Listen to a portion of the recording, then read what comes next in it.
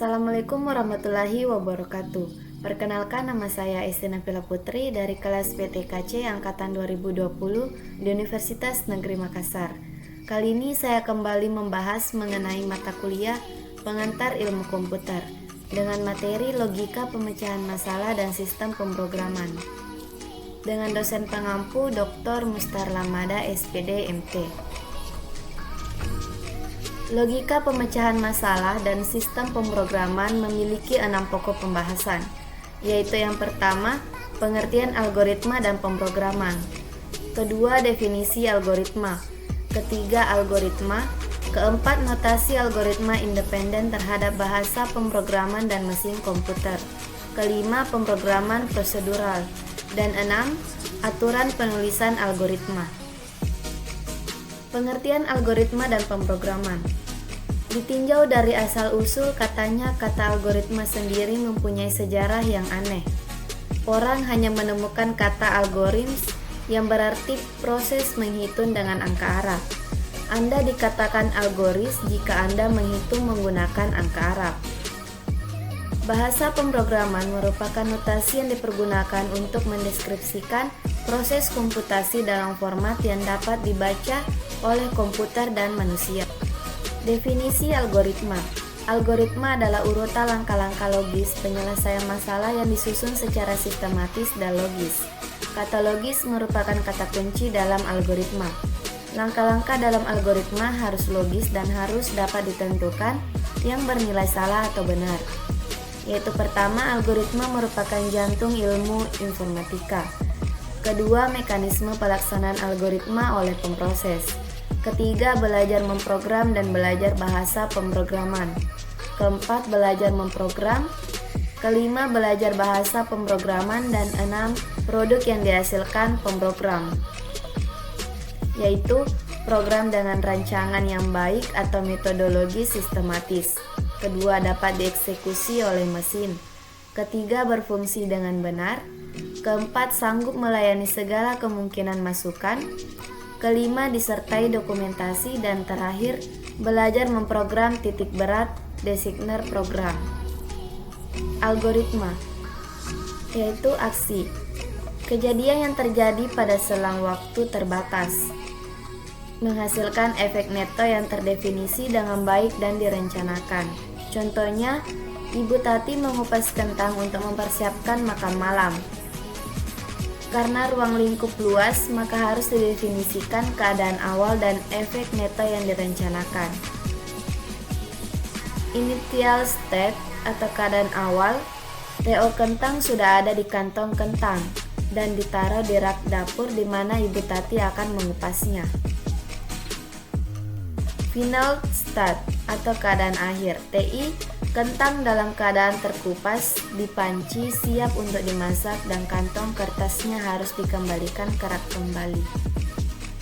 Kejadian urut-urutan dari beberapa aksi yang terjadi secara berurutan. Efek kumulatif dari semua aksi yang terjadi menjadi efek neto dari kejadian. Penggolongan suatu kejadian menjadi aksi adalah relatif tergantung dari sudut pandang.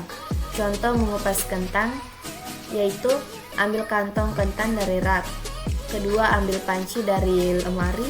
Ketiga, kupas kentang. Keempat, kembalikan kantong kentang ke rak. Notasi algoritma independen terhadap bahasa pemrograman dan mesin komputer.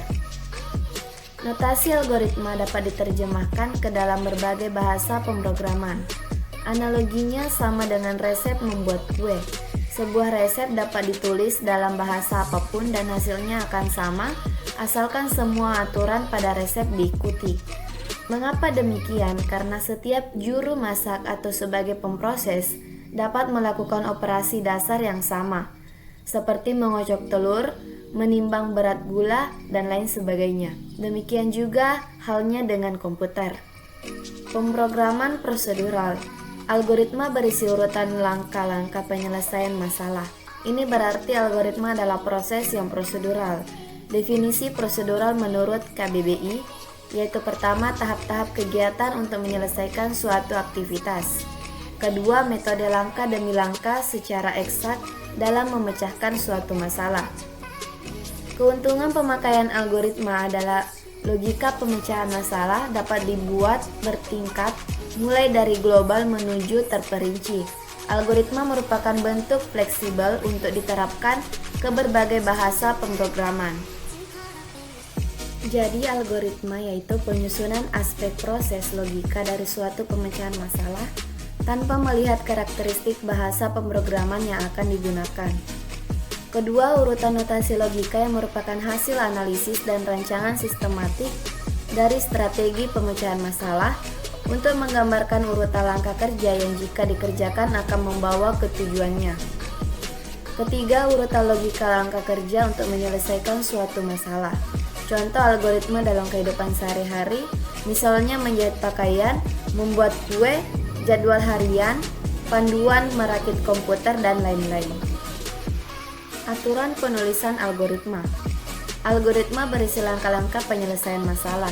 Langkah-langkah tersebut dapat ditulis dalam notasi apapun asalkan mudah dibaca dan dimengerti, karena memang tidak ada notasi baku dalam penulisan algoritma. Tiap orang dapat membuat aturan penulisan dan notasi algoritma sendiri. Agar notasi algoritma mudah ditranslasi ke dalam notasi bahasa pemrograman, maka sebaiknya notasi algoritma tersebut berkorespondan dengan notasi bahasa pemrograman secara umum. Aturan penulisan algoritma. Setiap algoritma akan selalu terdiri dari 3 bagian, yaitu judul atau header, kamus, dan algoritma. Sekian dari saya. Assalamualaikum warahmatullahi wabarakatuh.